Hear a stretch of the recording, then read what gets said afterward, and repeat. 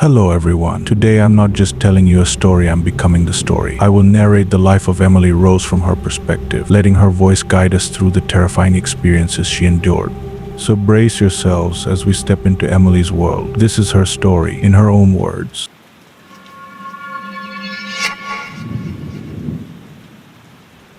My name is Emily Rose. I was born on September 21st, 1952. In a small, devout Catholic village in West Germany. My childhood was far from ordinary. From the moment I could walk, I was taught to pray for my sins, for my family's sins, and for the world's redemption. My mother and father were deeply religious, and they believed that every sin had to be atoned for through sacrifice and devotion. I didn't mind this life at first. I prayed, I helped others, and I even embraced pain as a sign of my love for God. But everything changed when I turned 16. It started one day at school. I was sitting in class when suddenly my body froze. A violent force surged through me, and I fell to the ground, shaking uncontrollably. When I woke up, I was terrified. My parents took me to a doctor, and they told me I had something called temporal lobe epilepsy.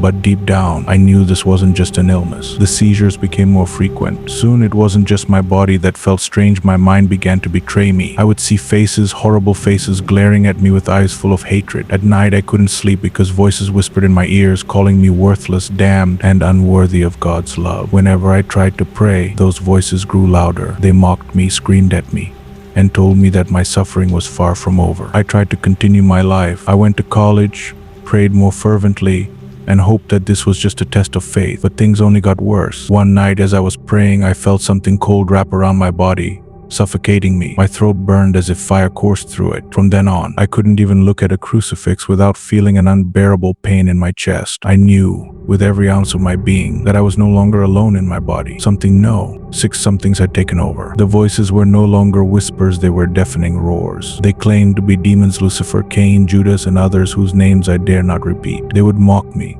forcing me to bark like a dog, eat insects, and crawl under tables like an animal. My parents were desperate. They brought priests to bless our home, but every time a prayer was said, I felt my body convulse as if the demons were laughing at their attempts. Finally, a priest named Father Renz agreed to perform an exorcism. He told us it would be a battle for my soul. Over the next 10 months, I endured 67 exorcisms. Each session was more agonizing than the last. The demons would take control of my voice, screaming and cursing in languages I didn't even know. My body, though frail and weak, would lash out with a strength I couldn't explain. I would scratch, bite, and resist every prayer spoken over me. By the end, my body could no longer keep up with the war raging inside me. I stopped eating. I stopped drinking. I was too weak to stand, but the demons were still there.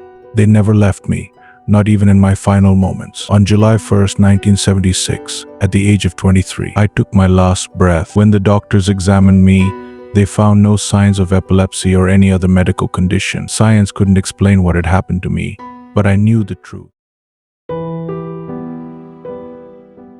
I gave everything I had, my life, my faith, my soul, to fight the darkness within me. And now, my story lives on as a reminder that some battles go beyond what the eye can see, beyond what the mind can comprehend. Whether you believe in demons or not, know this evil exists, and it preys on the innocent. My name was Emily Rose, and this was my story.